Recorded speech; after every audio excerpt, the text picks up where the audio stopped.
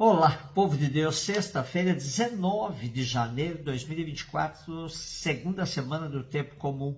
A nossa reflexão de hoje é a partir de 1 Samuel 24, de 3 a 21 e Marcos 3, de 13 a 19. Naqueles dias, Saul tomou consigo 3.000 homens escolhidos em todo Israel e saiu em busca de Davi e de seus homens até aos rochedos das cabras montesas. Chegou aos currais de ovelhas que encontrou no caminho. Havia ali uma gruta onde Saul entrou para satisfazer suas necessidades. Davi e seus homens achavam-se no fundo da gruta. E os homens de Davi disseram-lhe: Este certamente é o dia do qual o Senhor te falou.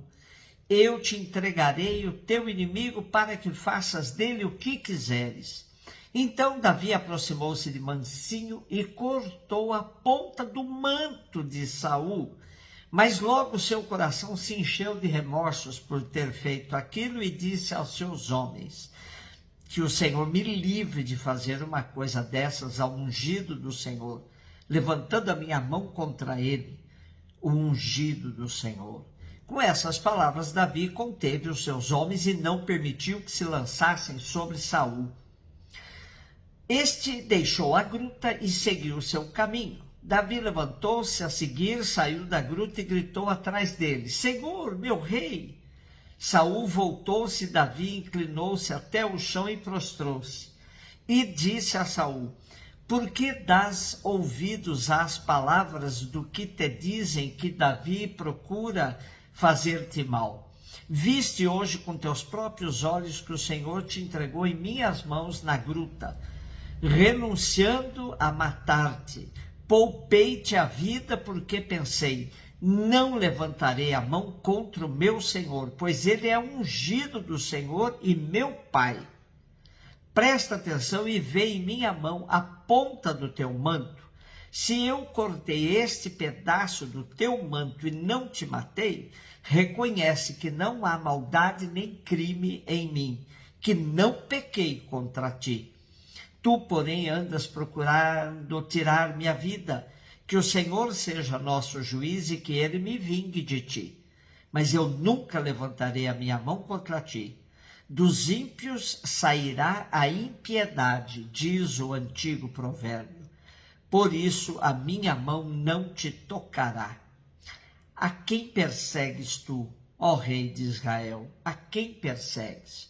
Um cão morto? E uma pulga? Pois bem, o Senhor seja juiz e julgue entre mim e ti, que ele examine e defenda a minha causa, e me livre das tuas mãos.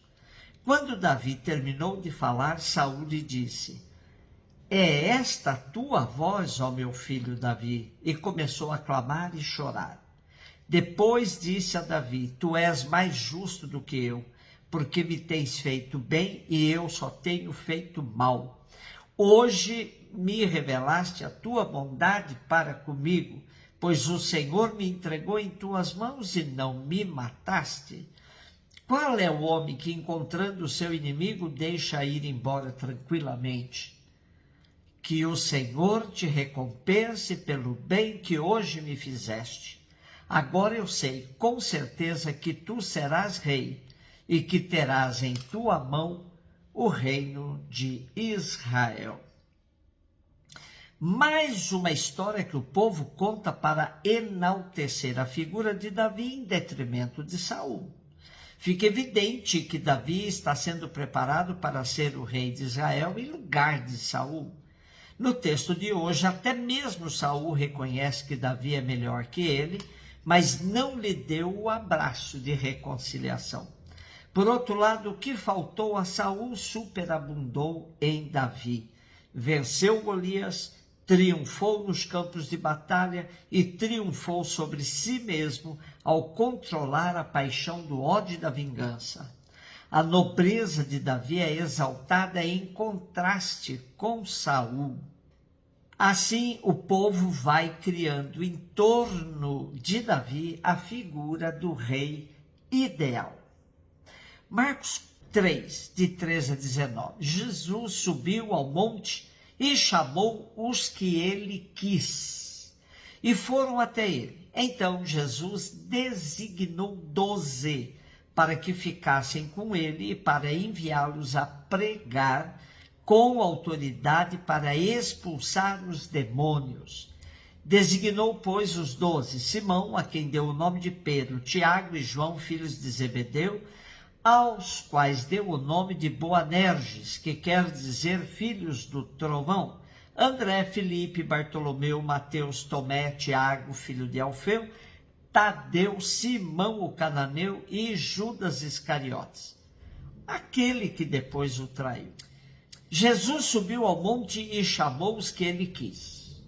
O monte é um lugar emblemático, pois para os israelitas era um espaço sagrado, onde se davam as grandes manifestações da divindade.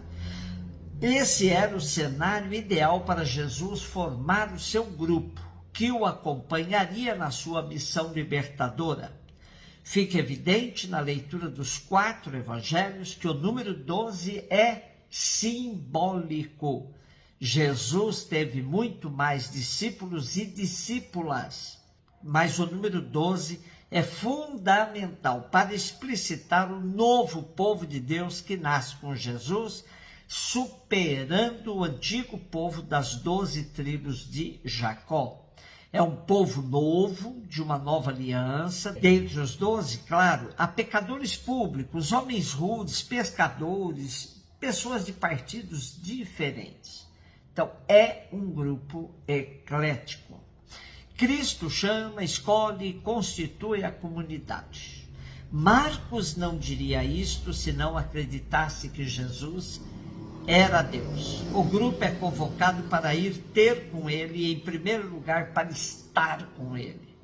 O novo povo de Deus constitui-se à volta de Jesus, que se apresenta como referência absoluta, assumindo uma função que pertencia à lei. Isso causava escândalo aos judeus. Os discípulos recebem os próprios poderes de Jesus, atuando com a força do Evangelho. A vocação implica missão. A vocação está em função da missão.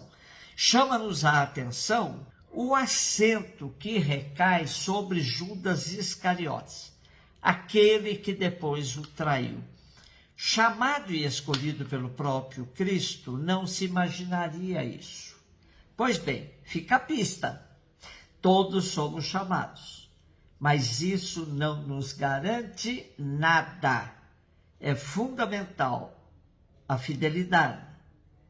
É necessária a perseverança no seguimento de Jesus. Um beijo no seu coração.